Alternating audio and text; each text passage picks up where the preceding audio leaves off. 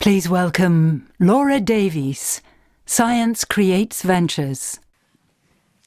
Hi everyone, I'm Laura Davis and I'm a principal at SCVC, formerly Science Creates Ventures. We are a specialist early stage deep tech investor and we partner with founders building transformational science and technology companies. And we're thrilled to have nominated Scarlet Therapeutics for the Falling Walls Science Startup Award. Scarlet is developing a breakthrough technology platform originally based off years of research at the University of Bristol. With their world-leading know-how in red blood cell biology, the team have developed a scalable engineered red blood cell platform with huge application potential. This includes everything from creating lab-grown universal blood, replacing the need for blood donors and blood group matching, to creating a whole new category of advanced therapies for the treatment of life-threatening conditions. So I'm thrilled to introduce Alistair, CEO of Scarlet, to explain why the future of medicine is in our blood. Breaking the wall of blood type barriers. Alistair Irvine, Scarlet Therapeutics. Great. Good afternoon, everybody. Scarlet Therapeutics is a company that's focused on the development of universal red blood cells without the requirement for donors. And obviously, we're applying that to human health. So imagine being able to give a blood transfusion to somebody where you haven't needed to have donors, collection centers, processing centers, all the testing involved in viral safety testing, and blood group matching. So you need to blood group match. So instead, you just have an off-the-shelf product produced by normal biological processes that's applicable to any individual. That's one application of Scarlet's technology. Then let's take that a step further and say, what happens if we could produce those universal red blood cells, but actually modified to treat disease? And red blood cells have a half-life of 4 months. So one application should allow the circulation of those blood cells for four months, so long-term treatment. If you go into the literature, there's lots of examples of how modified red blood cells could be able to treat disease in metabolic diseases, autoimmune diseases, treatments for cancer, etc., etc. So this is one platform with large potential. So where are we as a business? Essentially, we're an early stage spin out of the University of Bristol. We've shown we can generate cell lines that produce these highly universal red blood cells. That's got granted IP around the technology for generating those lines, and the lines are covered by the IP once they're generated. We've also shown if you take those cells and you put them into animal models, the cells generated from our cell lines last at least as long, if not longer, than normal donations of cells. So in vivo, and we also show they mature in the normal way. So in vivo, they act like normal blood cells.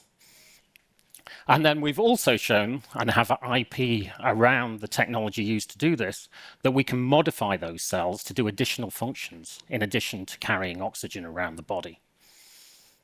So the question is, how are we applying this? Well, we're initially looking at 3 metabolic diseases, and these are all characterized by the clinical problem being a buildup of a toxic metabolite systemically in the body. These are poorly treated, so high clinical need, with high morbidity and mortality in some of these indications. Current products on the market are essentially not very efficacious, are very highly priced, and actually the most efficacious ones only address a subset of the market. So what we envisage is a product that gets administered once every quarter, circulates in the body, constantly converting that toxic metabolite into something that's non-toxic, i.e. something that's either used by the body or excreted by the body. And we've got proof of concept data showing that we can do that for all these 3 indications. From a team perspective, we've got a good mix of business experience and scientific excellence.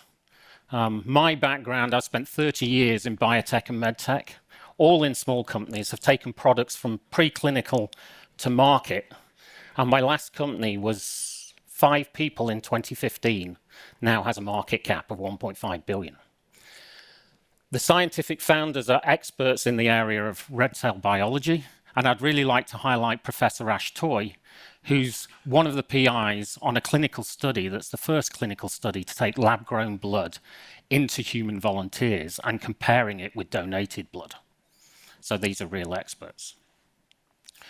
Where are we from a finance perspective? As I said, we're early stage. We did a pre-seed financing of 2.75 million. This is pounds. We've raised 1 million in non-dilutive grant money and 100,000 from opportunistically out-licensing our cell lines for research use to a small number of pharma companies. We're raising a £5 million round now. We have a lead. The due diligence is done. We're just building out the syndicate for that round. So to summarize, we've got a pioneering new therapeutic modality using universal red blood cells for both therapy and transfusion. It allows scalable, reproducible production of universal red blood cells, either modified or unmodified. And we've got proof of concept in 3 indications, and all of those indications are multi-billion-dollar indications. I'll stop there. Thank you for your attention. Thank you. Questions? Iris, I was missing you. Yes. How come your products are so efficacious, whereas all the others aren't, or all the others have failed so far? Well, there's a mixture. It depends on the indication. So, for example, PKU, phenylketonuria, the way that's treated at the moment is by giving a pegylated biological enzyme systemically. 20% of patients get anaphylactic reactions to that, so they're not applicable. And the price of that product is about $300,000 per patient per year. We're envisaging replacing that, which is normally given by weekly injections, with once every quarter injections. How did you manage to cut these costs? Well, it's a completely different product. And it's not cutting costs from the point of view of cutting the cost of a dose. Cutting costs is, theirs is weekly injections, so it's 52 doses in a year. Ours is envisaged to be quarterly, so it's 4 doses in a year. So our cost per dose is probably going to be higher than theirs, but overall for a year it's going to be lower. Great. The next question is by Andrea. Yeah, question to the therapeutic red blood cells. What makes them different to, for example, other vehicles like nanoparticles? Because you could also load them with cargo. And how do you guarantee the release? Is that, how is it regulated? So the first question is, nanoparticles don't have a half-life of 4 months. So these are basically, if you think of red blood cells, they're the natural delivery vehicle for oxygen around the body. So that makes them innately good for this use. And then, sorry, what was the second question? Oh, the release. For the indications we're initially looking at, you don't need release. You actually, things get into the red blood cell and then leave the red blood cell. And we just have additional enzymes in the red blood cell. Stefan and then Cyriac, please. Cell line production is not without risks. What does proof of concept mean in that sense? Is that... Well, proof of concept shows that we can generate red blood cells that do what we designed them to do. When you say red blood cell line production's not without risks, I think maybe what you're referring to is scale up and cost risks and being able to produce purity and all purity, etc. We're early stage. The manufacturing aspects of it we haven't. And also really preventing the replication formula and so forth, that it doesn't. Well, that's the beauty of red blood cells. Red blood cells don't have a nucleus, don't have any DNA, and don't divide, so they're inherently safe. Inherently. That's the beauty of the name too. Scarlet is quite good. Cyriac. Question about the therapeutic version of the red blood cells. How far along are you with the development there? And what are the first indications? So basically, as I said, we've got ex vivo proof of concept. We're moving into in vivo models, which is where we are.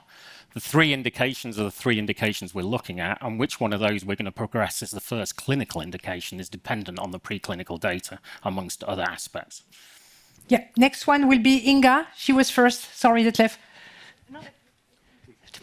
Quick question. What's your funding strategy? How many money do you need until you can generate revenue, and how will you do that?